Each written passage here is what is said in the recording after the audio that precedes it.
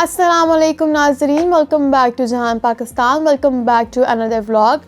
नाज़रीन, जैसे कि आप लोग देखते हैं कि सोशल मीडिया आज तक किसी का भी पर्दा नहीं रख सका। जब से सोशल मीडिया आया है, इंसान चाहे कितने ही बड़े रुतबे पे क्यों ना हो, चाहे पॉलिटिशियन हो, इन्फ्लुएंसर हो या कोई सेलिब्रिटी हो, उसका राज फाश हो ही जाता है। जी हाँ नाज़रीन, आज मैं एक बहुत फेमस डर्मेटोलॉजिस्ट डॉक्टर फ़ज़ीला अब्बासी, जो कि हमारे बहुत फेमस सेलिब्रिटी हमज़ा अब्बासी की बहन हैं, उनके बारे में एक बात आपको बताने वाली हूँ कि उनका नाम दर्ज हुआ है मनी लॉन्ड्रिंग के केस में। जी हाँ नाजरीन, एक बहुत फेमस डर्मेटोलॉजिस्ट डॉक्टर फ़ज़ीला अब्बासी पे FIA ने 2 मुकदमा दर्ज किए हैं, जिसमें से एक ये है कि उन्होंने गैर कानूनी क्लिनिक चलाने का इल्ज़ाम है और दूसरा इल्ज़ाम है मनी लॉन्ड्रिंग का। मनी लॉन्ड्रिंग के इल्ज़ाम में ये बताया जाता है कि उनकी सालाना तनख्वाह जो है वो 4 से 5 लाख है, जबकि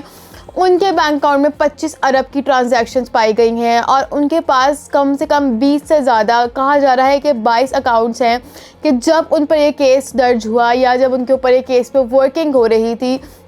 तो पता चला कि उनके पास कम से कम 20 से ज़ायद अकाउंट्स जो है बैंक अकाउंट्स चल रहे थे उनके नाम पर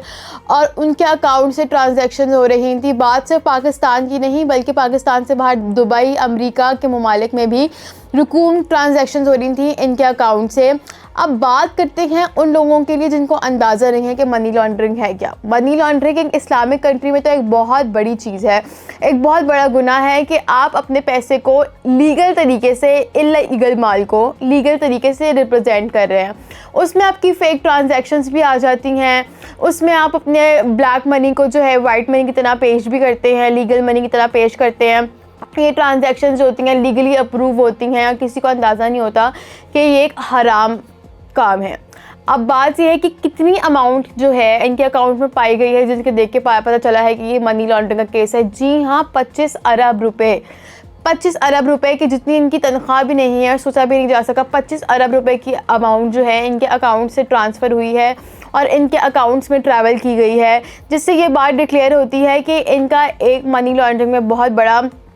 केस पाया जाता है। और सवाल ये है कि मनी लॉन्ड्रिंग के इतने केसेस पाकिस्तान में क्यों होते हैं। पॉलिटिशियंस का तो ठीक है, समझ आता है, एक सम पॉइंट पे समझ आता है कि उनको कवर करने के लिए लोग बहुत हैं। अब कंटेंट क्रिएटर्स, इन्फ्लुएंसर्स, डर्मेटोलॉजिस्ट, इस तरह के लोग भी मनी लॉन्ड्रिंग में इन्वॉल्व हो चुके हैं। तो सवाल ये है कि गवर्नमेंट में और हमारे सिस्टम में, इकोनॉमिक सिस्टम में लूप होल्स कहाँ हैं जो कि फ़िगर आउट नहीं किए जा रहे हैं और इस तरह के लोग इस तरीके से गलत तरीके से पैसों का ज़िया कर रहे हैं, पैसों की ब्लैक मनी कमा रहे हैं और इस तरह के काम कर रहे हैं। जी हाँ नाज़रीन, इस चीज़ से हमें ये साबित होता है। लेकिन बात ये है कि अभी तक कोई प्रॉपर लीगल नोटिस तो जारी हो गए हैं, लेकिन स्टेटमेंट्स उस तरफ से भी कोई भी नहीं आई और यहाँ से भी अभी सिर्फ मीडिया की रिपोर्ट्स के थ्रू, पिक्चर्स के थ्रू, सोशल मीडिया के थ्रू, न्यूज़ के थ्रू ये बातें पता चली हैं। असल कहानी क्या है ये हमें वक्त के साथ साथ पता चलेगी, लेकिन माना ये जाता है कि ये सज़ा ऐसी है, ये केस ऐसा है जिस पे बेल दर्ज होना या फिर माफ़ी मिलना एक मुमकिन बात नहीं है। हमारे बहुत से सियासतदान और बहुत से बड़ी बड़ी हमारी शख्सियत जो हैं वो इन केसेस में फंसी थी और अच्छा खासा लंबा फंसी थी। तो FIA से जान छुड़ाना एक बहुत ही मुश्किल बात है और ऐसा सोचना कि आप इसमें कामयाब हो जाएंगे ये भी एक अलग बात है। तो जी हाँ नाज़रीन, इस केस में हम चलते रहेंगे, जानते रहेंगे, इसकी डिटेल्स जैसे जैसे आती रहेंगी हम आपके साथ ज़रूर शेयर करेंगे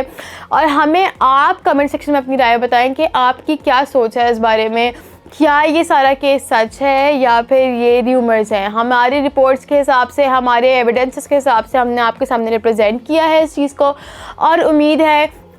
कि आप भी इस चीज़ से एग्री करेंगे कि मनी लॉन्ड्रिंग एक बहुत बड़ा जुर्म है और अगर ये चीज़ सच है तो इसकी सज़ा मिलनी चाहिए और इसकी डिटेल्स और इसकी मोर इन्फॉर्मेशन जो है वो आवाम के साथ शेयर करनी चाहिए, ताकि जो लोग इन सिलसिलों में मलबूस हैं या फिर प्लान कर रहे हैं इस तरह की चीज़ें, वो थोड़ा सा होश के नाखून ले लीजिए। बहुत शुक्रिया आपका वीडियो देखने का और कमेंट सेक्शन में हमें अपनी राय ज़रूर शेयर करिएगा ताकि हम इस केस की मज़ीद इन्फॉर्मेशन आपके साथ शेयर कर सकें। अल्लाह हाफ़िज़।